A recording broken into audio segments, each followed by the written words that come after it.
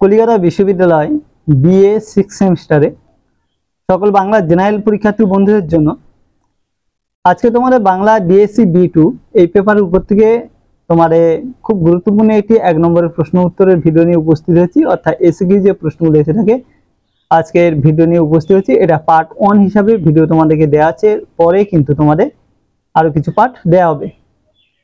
তো এখানে প্রথম তোমাদের যে প্রশ্নগুলো বলছি, তোমরা এখানে প্রশ্নগুলো খুব ভালো করে একটু তৈরি করবে, গুরুত্বপূর্ণ প্রশ্নগুলো রেখেছি। আর বড় প্রশ্নের যে সাজেশন আমি দিয়ে দিয়েছি, যারা এখনো পর্যন্ত দেখোনি তারা একটু কিন্তু তোমরা দেখে নিও, ডেসক্রিপশনের মধ্যে লিঙ্ক দেওয়া থাকবে।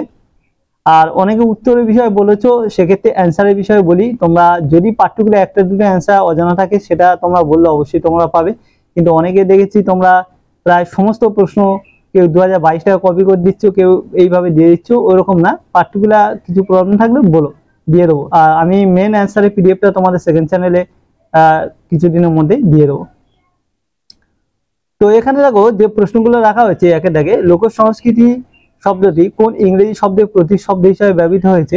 তো এখানে কিছু জিনিস প্রথম ইংরেজি শব্দ, যেটা রেডেল গ্রিক শব্দ এনিগমা বলে দেয়া আছে, এগুলো এখানে দেওয়ার দরকার নেই। তোমরা কিন্তু সঠিক উত্তর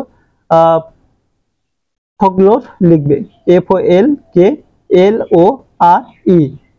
এখান থেকে কিন্তু মূলত এটা এসছে। কারণ লোক সংস্কৃতি এই যে শব্দটা, এটা কিন্তু বাংলা শব্দ, ঠিক আছে। তো তার আগে তোমাদের পরপর বলার আগে কেন বলছি, এখান থেকে কিছু প্রশ্ন দেয়, তার কিছু গুরুত্বপূর্ণ প্রশ্ন আমি তুলে ধরি আগে। দেখো এখানে খেয়াল করো, ফোকলোর এর বাংলা প্রতিশব্দ কি? লোক সংস্কৃতি লিখে দিয়েছে এখানে, তাহলে এটা বাংলার প্রতিশব্দ।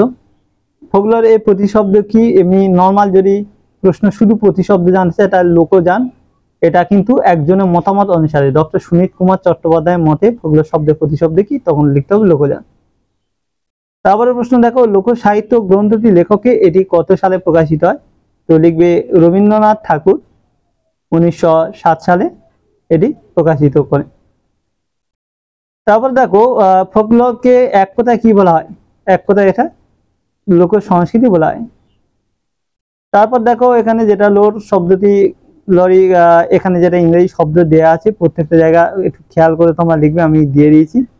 এইগুলো এই পার্ট 1 এর ভিডিও প্রথমের দিকে পার্ট অধ্যায়ের মধ্যে এই প্রশ্ন অনেকটা গুরুত্বপূর্ণ প্রশ্ন দাবি রাখে, তাই সেই জন্য তোমাদের এখানে তুলে হলাম। তোমরা প্রত্যেকটা জায়গায় একটু খেয়াল করে দেখে নাও।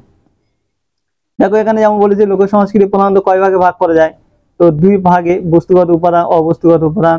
তাও লোক কথার মধ্যে সবচেয়ে প্রাচীন কি? লোক পুরাণ। ছড়া উৎপত্তি কি থেকে হয়?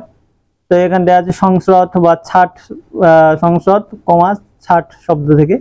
ধাঁধা কি? না কৌতূহলজনক দুরূহ প্রশ্ন হলো ধাঁধা, ঠিক আছে। তারপরে এখানে দেখো ভাওয়াইয়া গানে ব্যবহৃত যন্ত্রটির নাম কি? তো এখানে লিখবে ঢোলক, করকা, যে কোনো একটা লিখতে পারো, দুটো লিখতে পারো, তোমাদের বিষয়। বিষয় অনুসারে বাংলা ধাঁধা প্রধান বিভাগ দুটি কি কি? তো লিখবে লৌকিক ধাঁধা ও সাহিত্যিক ধাঁধা।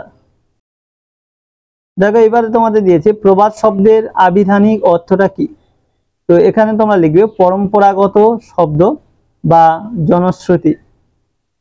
3, একজন প্রখ্যাত বাউল গায়ক সাধকের নাম লেখো। লালন ফকির বা লালন শাহ, পাঞ্জু শাহ, সিরাজ শাহ, অনেকগুলো দেয়া আছে, তোমাদের ক্ষেত্রে যেটা সুবিধা মনে হবে তোমরা সেটাই লিখবে। তারপর দেখো তোমাদের দিয়েছে যে ধাঁধা শব্দের উৎস কি? তো কৌতূহলজনক দুরূহ প্রশ্ন থেকে ধাঁধা শব্দের উৎপত্তি হচ্ছে, তাই এটাই আমরা লিখবো। তারপরে দেখো এখানে দেয়া আছে গম্ভীরা কোন জেলার গান? তো মালদহ, বাংলাদেশের বাগদাহ জেলা। রূপকথা জাতীয় লোককথা একটি দৃষ্টান্ত লেখো। রাক্ষস কক্ষসের গল্প।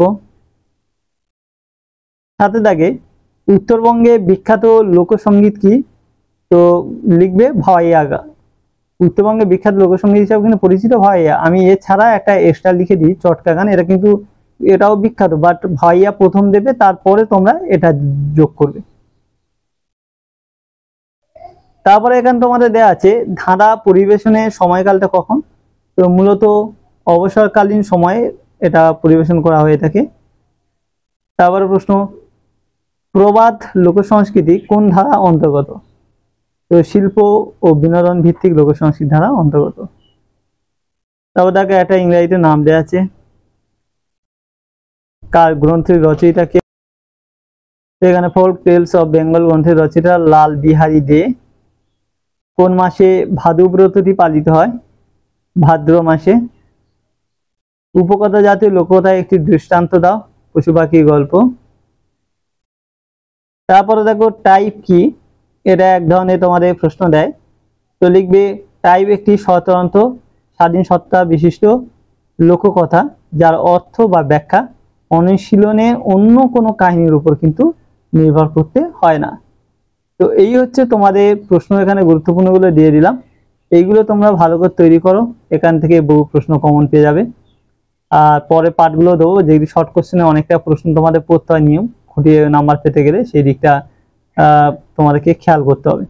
আর বড় প্রশ্ন আবারও বলে দিয়েছি যে তোমাদের কিন্তু দেওয়া হয়ে আছে, তোমরা যা দেখোনি একটু ডেসক্রিপশন এই ভিডিও দিয়ে খেয়াল করো, তোমরা পেয়ে যাবে। তো আজকে ভিডিওটি তাহলে বন্ধুরা এখানে শেষ করছি, পরবর্তী ভিডিওতে আবার দেখা হবে। সবাই ভালো থেকো, সুস্থ থেকো।